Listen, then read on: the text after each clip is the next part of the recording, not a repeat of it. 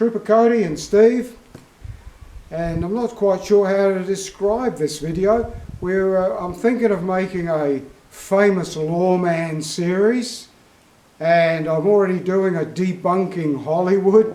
I've done a couple debunking Hollywood, and of course I'm doing my Ned Kelly series. So what does it mean when you can do a video about all three? So call this a Ned Kelly video, and it's a Ned Kelly video set in the 1930s, 50 years after Ned dies, and it's set in Texas. Hang on, Ned Kelly. So what I want to tell you about is about the ethos, is that the right word, of Ned Kelly.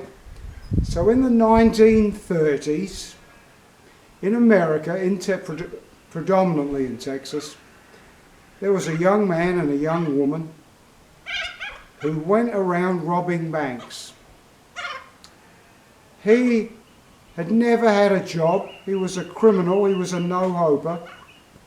She was known to be an informal prostitute, and they were young, and they met each other, and they just got into crime. And of course I'm talking about Bonnie and Clyde. So have you heard of Bonnie and Clyde? How much do you know about Bonnie and Clyde? How much do you know about Bonnie and Clyde from an incredibly, massively popular movie called Bonnie and Clyde, made in 1967. It won all sorts of awards. It was a huge budget movie. It was a long movie. It won a variety of awards in different categories about the type of script that it was, and opening up boundaries about violence, and opening up boundaries about sexuality. But what this movie did is it took Faye Dunaway, a very attractive, lovely actress, and they made Faye Dunaway Bonnie, and then they took Warren Beatty, a very handsome, strapping, upcoming Hollywood actor, and they made him Clyde, and then they made it into a love story about poor old Bonnie and Clyde, driven to crime, much in love, can't get a fair shake, isn't it a shame, isn't it sad? That's the Hollywood movie. There's also another bit that Frank Hamer, possibly the most famous lawman ever, as far as his achievements go anywhere on the planet, but certainly the most famous Texas Ranger and an inductee into the Texas Ranger Hall of Fame, they turn him into an idiot, a nasty man. So, am I doing one of my things here where just because I'm a cop, just because I'm an ex-cop, I say Bonnie and Clyde shouldn't be glorified by these two terrific actor-actress? Easter story. Who doesn't like an Easter story? 1st of April 1934. It's Easter, and we're going to have an Easter picnic. And Bonnie and Clyde who are wanted, they go to Grapevine in Texas, a little town, Grapevine, just outside Grapevine, and their relatives from Dallas are all coming to meet them, and they're going to have a lovely Easter picnic. What happens is two Texas Highway Patrol officers are travelling on a motorcycle each, and one of them has only been in the job a couple of days.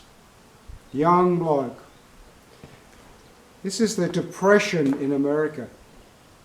Countless people are out of jobs, out of work, have lost their homes, the Dust Bowl, starving, unemployment. It's a horrendous time, and this one young guy manages to get a government job as a police highway patrolman. How excellent. So these two guys, Wheeler and Murphy, are out on patrol, they've done their thing, and they're heading in to knock off. They're both carrying sidearms, and they're both individually carrying shotguns and buckets on their motorcycles. They come across Bonnie and Clyde, but they just think, this is an assumption, that they must just have thought they were broken down motorists on the side of the road standing by their vehicle.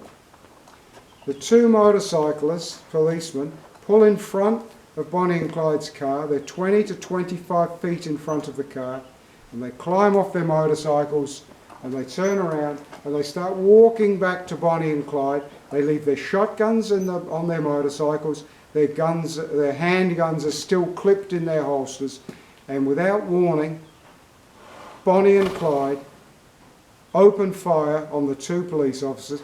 They know it's without warning because neither officer had even unclipped his holster, and they opened up on the pair of them with semi-automatic shotguns. A semi-automatic shotgun is a 12-gauge shotgun. Every time you pull the trigger, it will fire and reload itself and fire and they riddled these two highway patrolmen with buckshot.